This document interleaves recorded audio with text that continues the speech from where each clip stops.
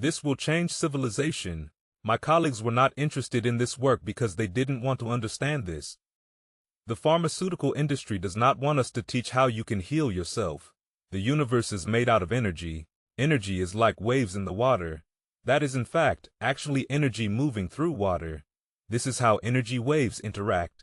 I dropped two rocks at from the same size rocks from the same height at the same time, and they hit the water and the ripples are in phase and they come toward each other. The question is what happens when the waves meet when they're in phase. Is the wave is more powerful? It is called constructive interference. There is an opposite effect.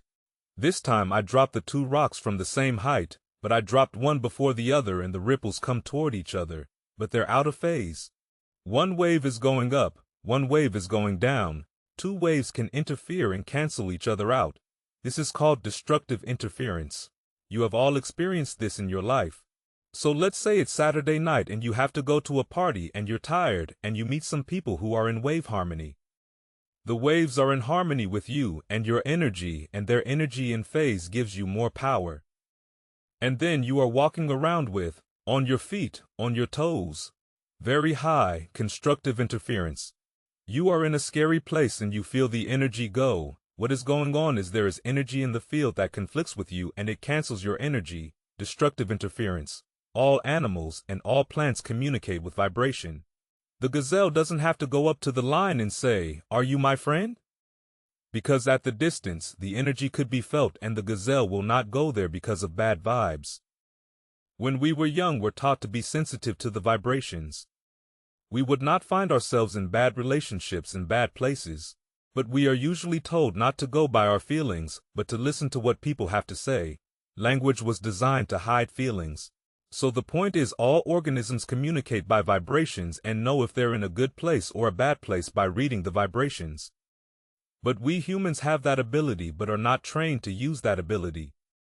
But I will show you in a little while how vibrations change the proteins of the body, and the proteins give us our structure and our function. So the vibrations can alter our health and our biology. This is a picture of a gold atom. And while you can see it in the electron microscope, if I give you a camera to fly through the atom and take pictures from one side to the other side, when you come back and develop the pictures, there will be nothing on the pictures. Well, this is a picture of a tornado, and I say, drive your car 150 kilometers per hour straight here. Will the car go through the tornado? Yes or no? It would be like hitting a stone wall. The car will be smashed by hitting the tornado, and yet you can see the tornado. So you say it's physical, but if you take the dirt and the dust out and you then drive across the field at 150 kilometers per hour right here, it would be like a clear day, and then you would hit like a stone wall, and the reason is atoms are miniature tornadoes. All atoms create waves. Are you made out of atoms and molecules? Yes or no? Because if you are, then you are giving off light and energy, and you are absorbing light and energy. In the new physics, you are energy waves interacting with each other in the room right now. What's interesting is in medicine, we don't study energy.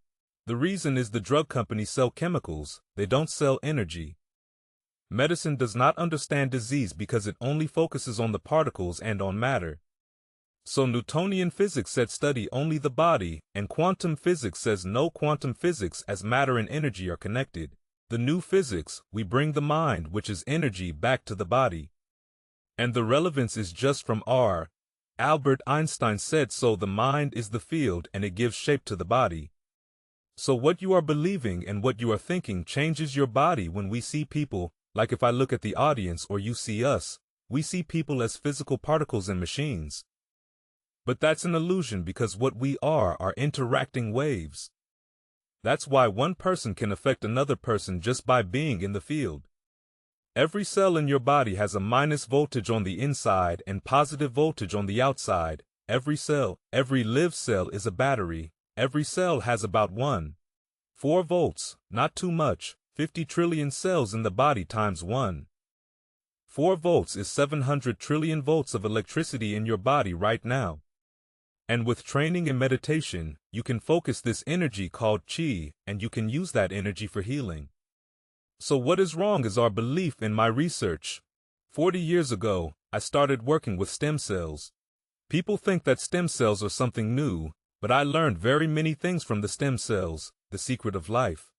I learned from stem cells right now, and every one of you have stem cells throughout your entire body. And these stem cells can replace any tissue or organ in your body. And you should be able to stay young for hundreds of years, as Greg will talk about. So you might ask, then why do we age? And the answer is because the mind controls the cells and the genes, and we collectively believe in aging. So I published this work in 1977. And it's a fine structural analysis of normal and modulated cells in myogenic culture.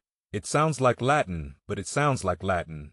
And so science is like the church, so you can't understand what I'm talking about. But what is the meaning is that this is the first scientific report that I made how the environment controls the fate of yourselves. And I used the word modulated, meaning altered, because there was no other word. My colleagues were not interested in this work because they didn't want to understand this. And I write my book on the biology of how cells work. And in my chapter 2, I lay out the scientific evidence to show you genes do not control biology. I also introduce you to the exciting discoveries of epigenetics, a new field of biology that is unraveling the mysteries of how the environment influences the behavior of cells without changing the genetic code. And I call chapter 2, It's the Environment, Stupid. It's a takeoff from, President Bill Clinton's campaign saying it's the economy, stupid. And 5 months after, I write, as people are saying, what do I know? I'm not at a university, so what do I know then? One of the most prestigious journals in the world, Nature. 5 months after my book, an article called about stem cells are engaged in a constant crosstalk with their environment. Biologists are fast realizing no, some of them not too fast. What do you think they call this article in Nature? It's the same story. Science is now saying what I have been saying for 30 years is coming around now. 95% of the people should have a healthy, happy existence. So if you change your thought and your mind, you can change the biology, and the mind is the primary cause of illness on our planet. Today, we can create the world that we want. And what we have to do is become conscious, and then heaven will be on this planet right here.